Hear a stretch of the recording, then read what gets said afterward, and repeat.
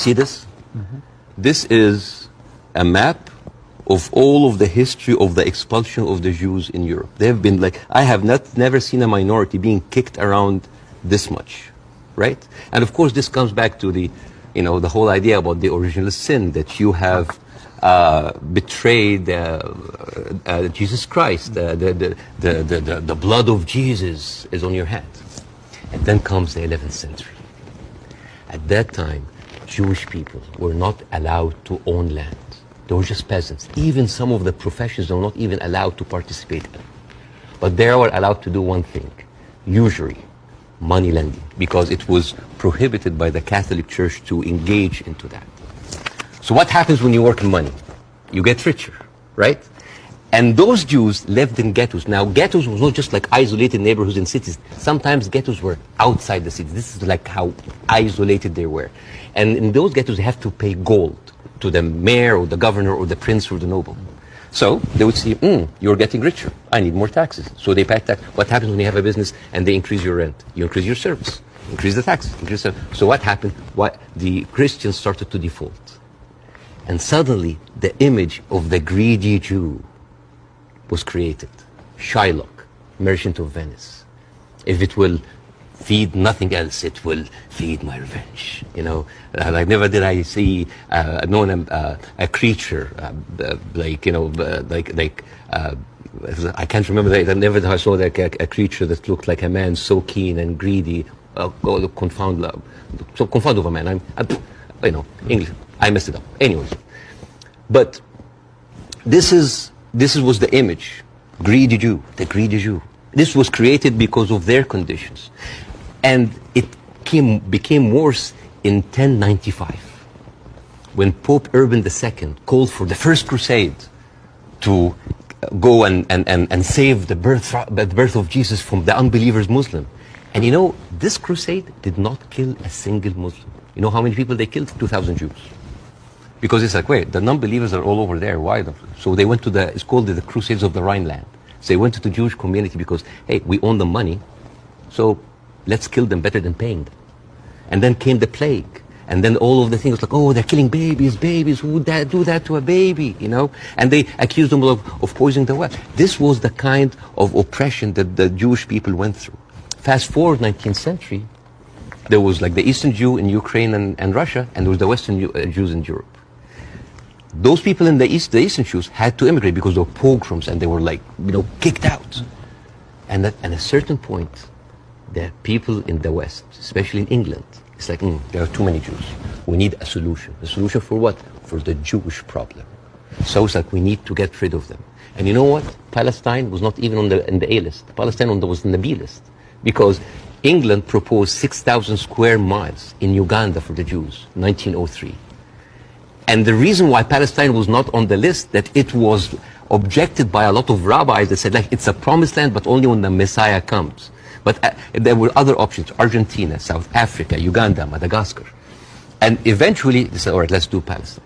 So they went to Palestine in 1914. There was 700,000 people living in Palestine, 3% were Jewish.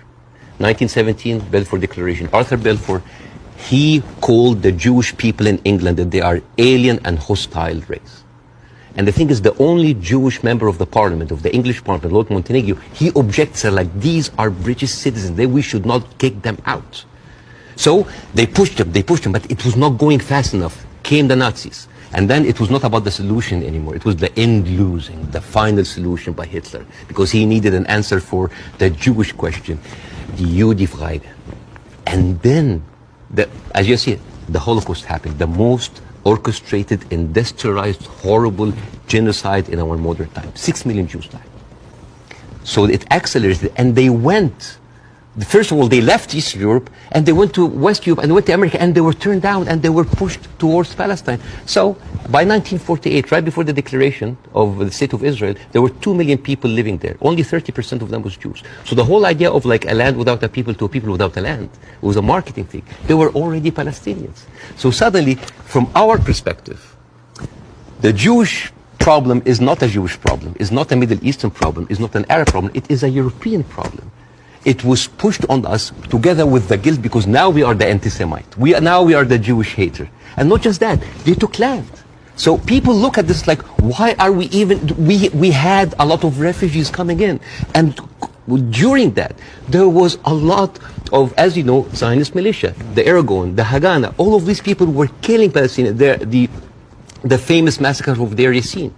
You're talking about the atrocities of October 7th, it's horrible. But in the Arab mind, there is Deir Yassin, where there is an incredible movie called Tantoura, Tantoura, where the Israeli members of those militias, they talk about the atrocities that they did, including opening up the pregnant women bellies and having bets if the boy inside is a boy or a girl. It is one of the most horrific, and they talk about it, some talk about with regret and some talk about with pleasure. We did that, right? So you have even King David. I think your Prime Minister, Mr. Sunak, was there. And if I was British, I would question this. Because as you know, King David was bombed by the Aragon militias. 91 British soldiers died.